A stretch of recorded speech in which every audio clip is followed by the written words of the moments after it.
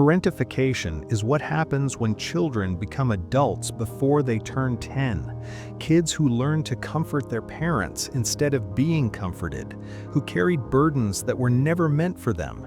This is the psychology of growing up too fast and the invisible trauma that many adults are still carrying today. If you were always told you were mature for your age, if you felt responsible for other people's emotions, or if you struggle to relax because you're always bracing for the next crisis, this is why. Parentification is now recognized as an adverse childhood experience, or ACE, which research links to long-term health outcomes.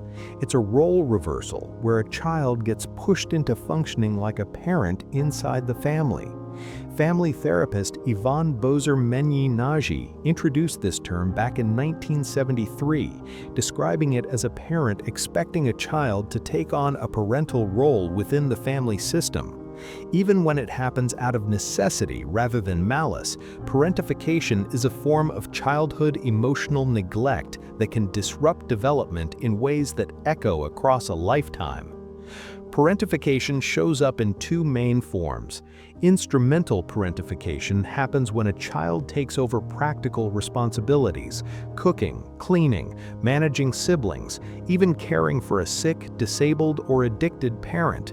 Picture the 8-year-old who knows how to pack lunches, do laundry, and run the household because a parent is absent, overwhelmed, or working constantly. Emotional parentification is often more damaging. The child becomes the family therapist, peacekeeper, or emotional stabilizer. They learn to read tiny shifts in mood, anticipate conflict, and manage everyone else's feelings while their own needs disappear. Instead of fearing monsters under the bed, they lie awake worrying about bills, arguing parents, or whether a sibling saw mom crying at dinner. This doesn't only happen in families that look obviously dysfunctional. It can emerge during illness, poverty, single parenting, grief, or chronic stress. Some parents aren't trying to exploit their child, they're drowning, but the impact on the child can be profound regardless of intent. Living with constant stress and role reversal wires the nervous system for hypervigilance, always scanning, always preparing, always ready to step in. Stephen Porges's polyvagal theory explains how this chronic stress response connects to anxiety, depression, obsessive-compulsive behaviors, eating disorders, and long-term struggles with emotional regulation. The cruel part is that these children are often praised for what's actually harming them. "You're so mature. You're such a good helper. I don't know what I'd do without you." If you lived this, some signs may feel painfully familiar. You felt responsible for a parent's emotions. You parented siblings. You learned to suppress your needs because someone else's crisis always mattered more. You felt pressure to stay composed all the time, like being playful or messy wasn't allowed. Certain kids are especially vulnerable. Children with highly sensitive person traits, or HSPs, often notice what others miss: unspoken grief, tension, instability, and their attunement makes them more likely to get pulled into caregiving roles. Social patterns complicate the story too. The Georgetown Center's Girlhood Interrupted study and other research on adultification bias shows that some children, especially Black children, and particularly Black girls, are more likely to be seen as older, less innocent, and more responsible than their peers. This increases pressure and harsh treatment. Parentification fits within a broader pattern of childhood adultification, where children get exposed to adult knowledge and responsibilities too early, with parentification sitting at the extreme end. And yet, there's a twist.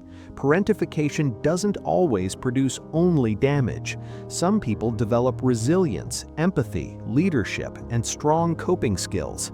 Outcomes depend on whether the child's role felt fair, whether their efforts got acknowledged, and whether there was real support from other adults. Many parentified kids grow into caretaking careers, nursing, counseling, social work, transforming pain into healing.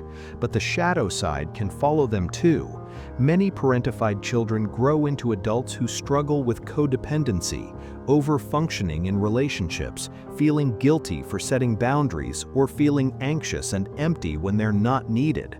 John Bowlby's attachment theory helps explain why they may confuse love with responsibility and become vulnerable to relationships where their self-worth depends on rescuing someone.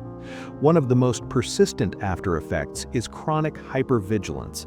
These adults can be brilliant in real crises because chaos feels familiar, but ordinary life can feel strangely unsafe. Their body never learned what true calm feels like. Healing is possible, and it starts with naming what happened. Many people dismiss their experience as, "I was just being helpful," or "my parents needed me," because the pattern got normalized. But children aren't supposed to carry adult emotional burdens or run a household in a way that cost them their childhood. Recovery often looks like re-parenting yourself, learning to meet your needs with compassion, and building an internal voice that protects you instead of pushing you to overgive. Trauma-informed therapy can help.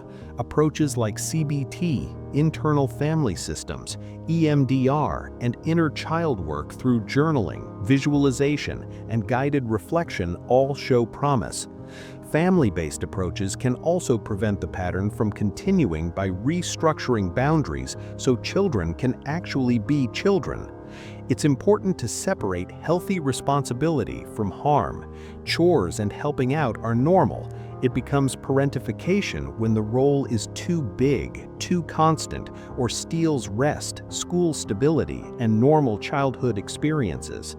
If you recognize yourself here, what you're experiencing isn't a personality flaw. The vigilance, the difficulty relaxing, the reflex to manage everyone's emotions, those were adaptations to an impossible situation. They helped you survive, but you don't have to live there forever. With the right support, the empathy and strength you developed can become gifts without costing you your peace. Healing means learning to be the adult you needed back then, and finally giving yourself permission to be the child you never got to be. Your childhood may have been cut short, but your story isn't over. You deserve to be a child then, and you deserve to heal now.